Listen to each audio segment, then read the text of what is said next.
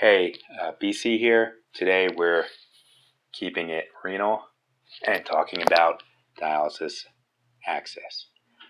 Fistula, graft, how to tell the difference. So here are some of the clues to how I try to figure out whether it's a fistula or a graft. The first question is, why do you need to know? Why do you want to know? There are several reasons, but the main reason is if you have a patient who's hospitalized with a prolonged bacteremia, endovascular infection, you're going to want to know if there's foreign material that may need to be removed. And that's the reason there. So a fistula is a connection between a native artery and a native vein. The native vein swells up, and that's the fistula, no foreign material. The graft is a synthetic conduit, a synthetic tube connecting an artery to a vein. There is synthetic material, foreign body, that may need to be removed in the case of a prolonged endovascular infection. So there's three ways that I look at it, three clues that I use to try to tell if it's a fistula or a vein. The first is the location, where is it at?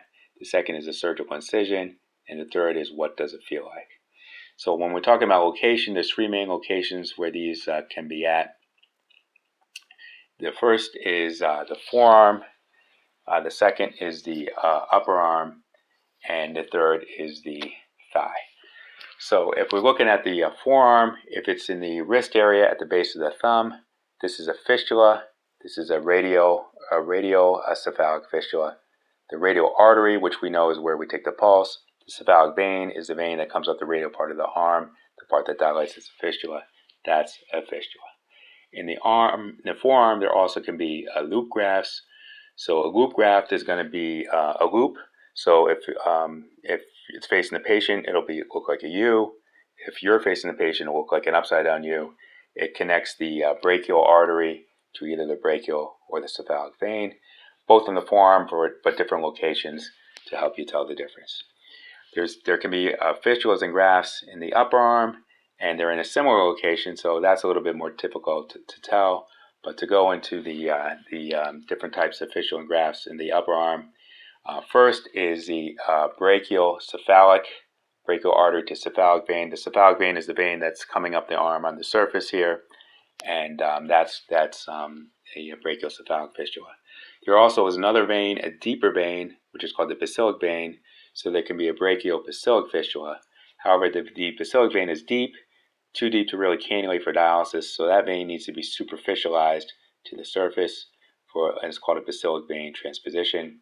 And the type of graft in the upper arm that is more common is a straight graft, as opposed to the loop graft in the forearm, a straight graft connecting the brachial artery to the axillary vein. Now in the thigh, there can be fistulas or grafts.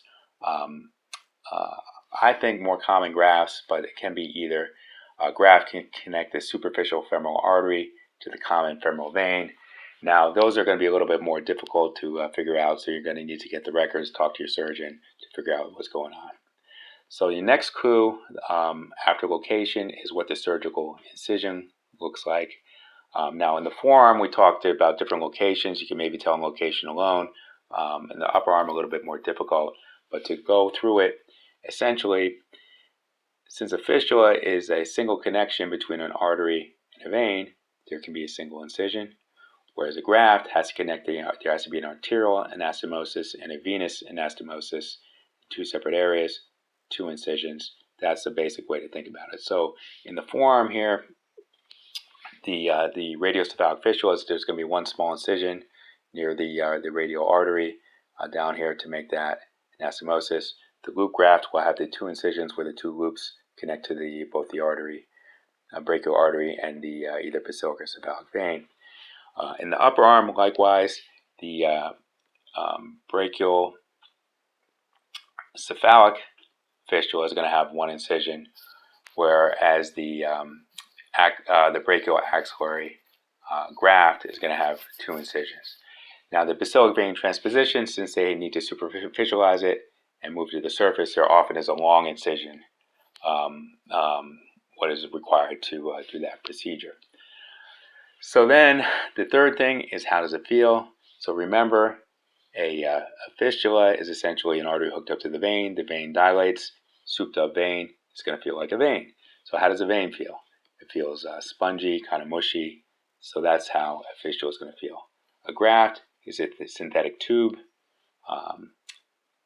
conduit there. So it's going to feel like a synthetic tube. So the characters are different. So that's how those are my clues to how I help me figure out if it's a fistula or graft. Location, surgical incision, and how does it feel. So that's it. Let's keep it renal and see you next time.